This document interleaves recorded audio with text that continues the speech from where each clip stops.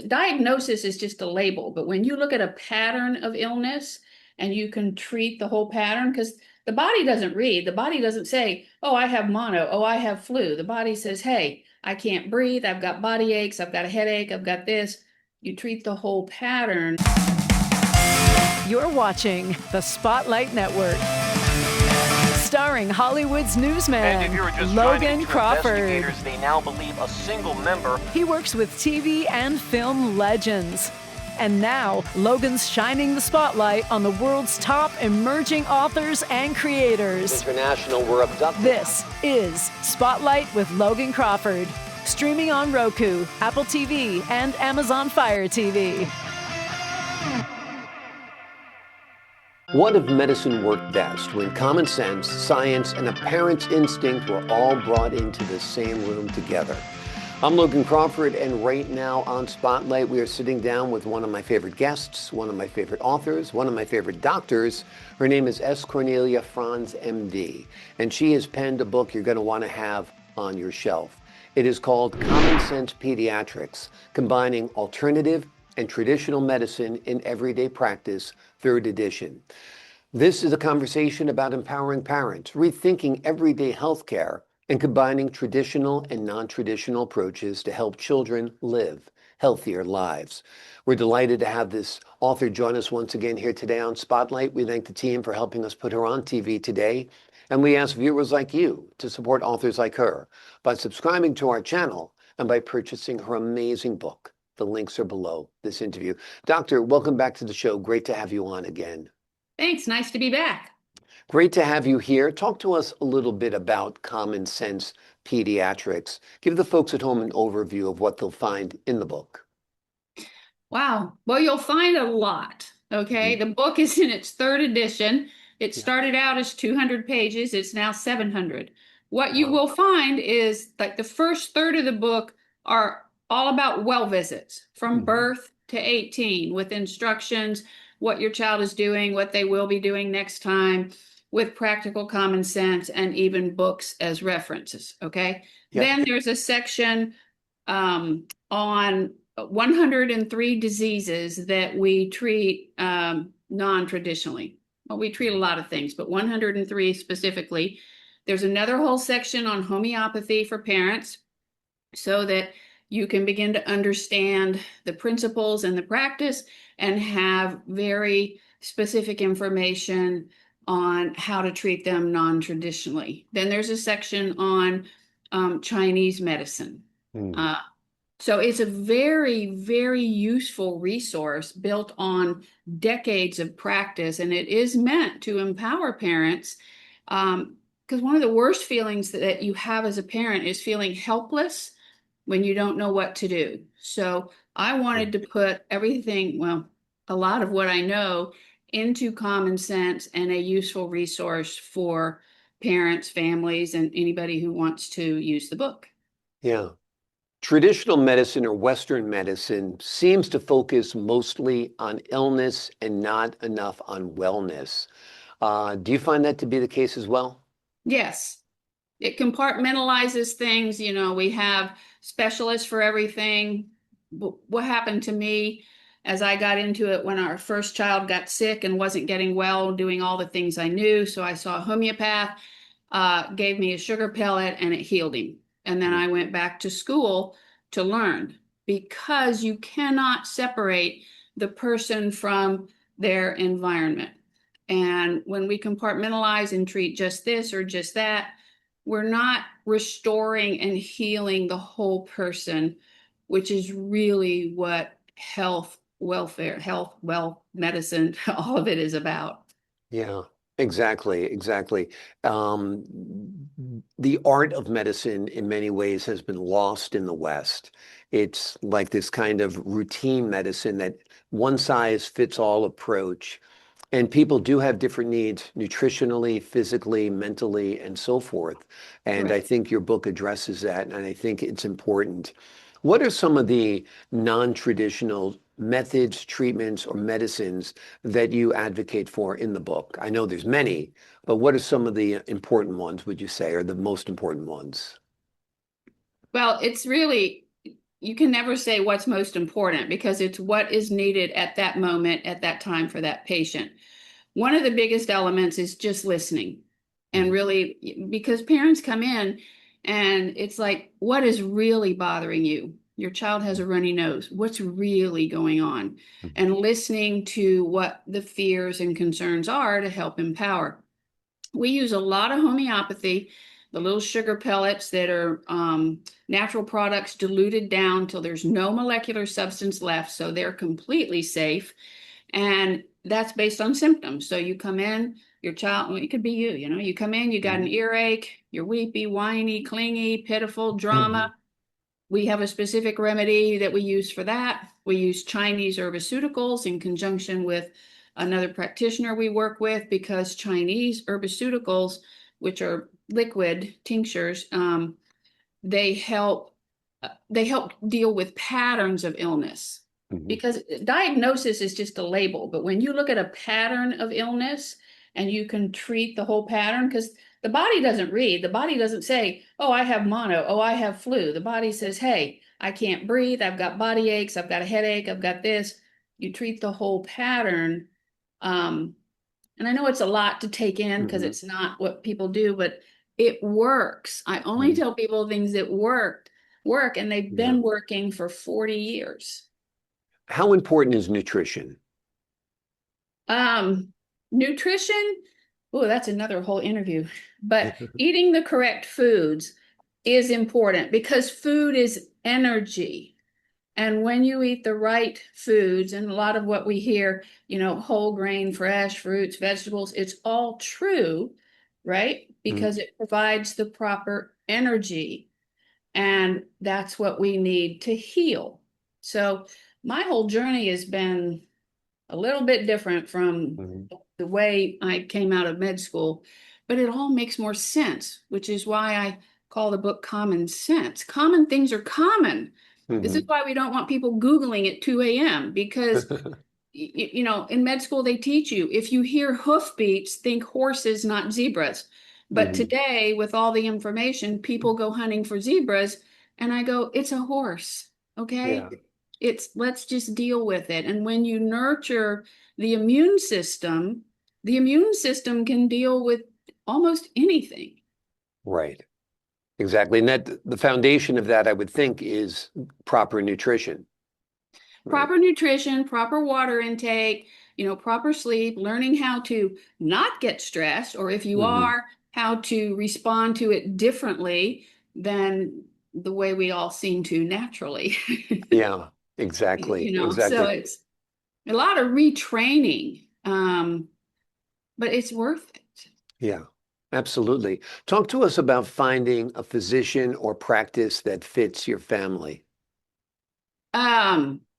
Right. So first thing I do when I'm looking, because I get a lot of people moving, and so I'll start Googling. I start there because I don't know every practice in the whole nation.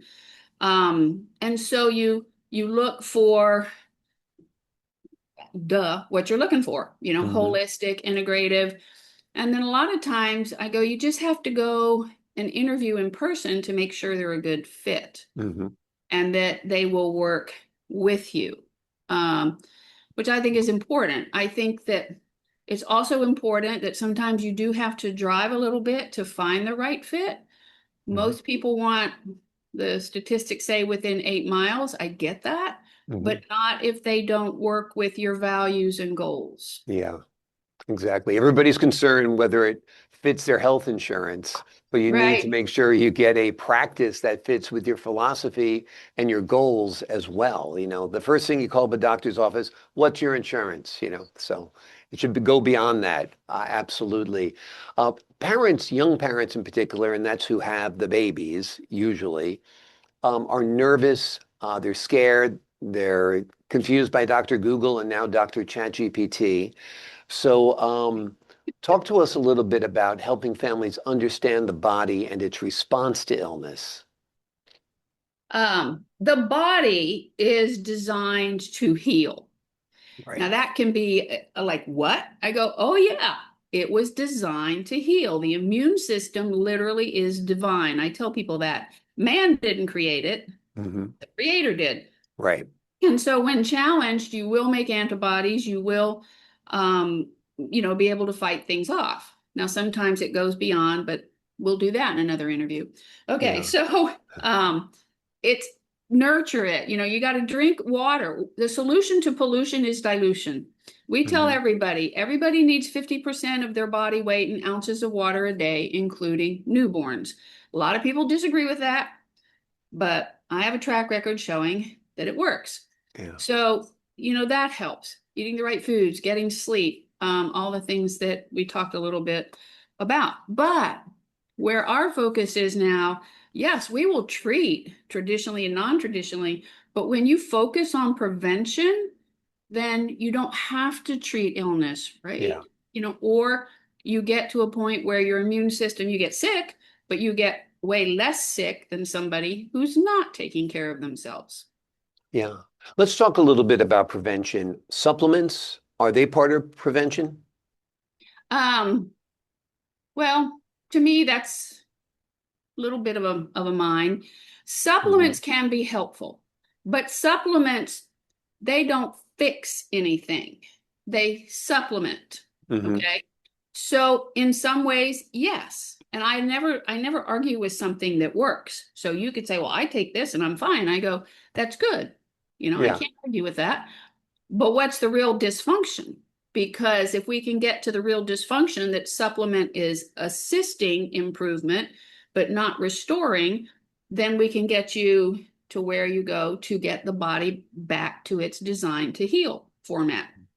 So we actually have a Chinese herbaceutical we use for prevention that we use. You take it every single month, first 3 days of the month, twice a day. And over time, it boosts and builds the immune system and can help prevent illness. Mm. Makes you germ resilient because nobody's germ resistant since we're covered in germs, Yeah, So, exactly. yeah, there are 4 elements: sunlight, oxygen, water, food. And when you get those every day, then those also help the immune system. Um, and honestly, what I have found is that staying healthy can be so simple. Mm. It's not always easy because you have to change some things in your lifestyle, but ultimately it's simple. And then Mm. we just help people get there. Yeah. So, yes, I use supplements. Yes, supplements can help. But I've also been through a phase where I had kids come in with a big, huge brown bag full of supplements. And you And don't I want go, that. right. And, Yeah. and I go, that's not living. Yeah. Because they're like, this is 2000% the RDA. Well, that Right. must be great. No, that might be poison and toxic, So I'm on your side. I take a normal multivitamin every day, and that's it, just to hedge my bets in case my diet isn't exactly what it should be. Let's talk a little bit about sunshine. It's been vilified. I mean, you Right. see kids slathered in SPF, 1000, so they don't get any sun. But you do need some sunshine, right? Yes, sunshine is still the number one thing that triggers the production of vitamin D. Hmm. So, yes, sunscreen is still important if you're going to be out all day. No, you don't want to get burned, but everybody needs 15 to 20 minutes of sunshine a day. The ideal time for that is actually the first hour after sunrise and the hour before sunset. Now, Mm. that doesn't necessarily mean stay indoors, but if you're going to be out at the peak times, I go, okay, so even between 12 and 3, when it's blistering hot, 10 minutes will do Yeah. it. You don't have to get burned. So it continues to go back to common sense, moderation, and pay attention to what you're doing. Yes, you go Yeah. to the beach on a cloudy day and you want to surf right there in the little, I forget what they call those, the skateboards or something. You need sunscreen because Yep. you will burn through the clouds because of the extended time outdoors. Right. Exactly. So you don't want to get burned, but you do want to get your healthy dose of sunshine. And first hour, last hour are the best because the UV rays aren't that strong at that time. And I think that's great advice. So many doctors are throw shade and are skeptical of alternative methods, medicine, of homeopathic medicine, of Eastern medicine, and that has kind of caught on to skeptical parents too. What's your message to those skeptical physicians and the skeptical parents? Oh, I was one. Hmm. Okay. And then I had what I call a conversion experience with our child.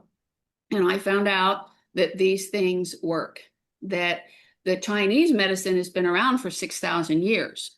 Hmm. Modern medicine's been around for 200, okay, maybe 250 at this point. What do you think has a better track record, 6,000 or 200? Right. Okay. Homeopathy has been around since the late 1700s, and it works. It's used worldwide, and every other nation, every other continent, except Antarctica, okay, Mhm. uses it a whole lot more than we do. And, so I go, if you're skeptical, I go, so do the investigation. I was, and then I had an experience that just got me outside the box, and I investigated. When I went to school for homeopathy, I actually thought that I was going to be able to prove it was phony. And Hmm. instead, it proved to me it was real. And Yeah. just, things that are consistent and reproducible, those are the scientific words. And these things are the homeopathy we use is the herbiciutical medicine that we use is consistent and reproducible. Wonderful, wonderful. Before we leave you today, let me ask you this. What do you hope this third edition offers a new generation of parents?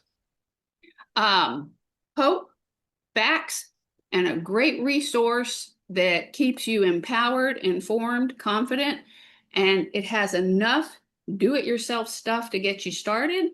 And if it's not working, see your physician. Absolutely. Great advice. And this is a great book. You're going to want it on your shelf, folks, not only for your children, but for you, because there's a lot in there for you as well. But of course, for the kids at home. The name of the book is Common Sense Pediatrics, Combining Alternative and Traditional Medicine in Everyday Practice, third edition. It is written by S. Cornelia Franz, MD. It is a guide designed to help parents better understand their children's health, minor illnesses, and the body's response to illness while exploring how traditional and non-traditional medicine can work together in everyday pediatric care. Doctor, thank you so much for joining me here today. You're welcome. It's been a pleasure. Thank you. Pleasure's all mine. Always great having you on the show. I appreciate your insight, your expertise, your talent, and the wonderful work you've done on this book. To the folks at home, I'm Logan Crawford, thanking you for your time this time. Until next time.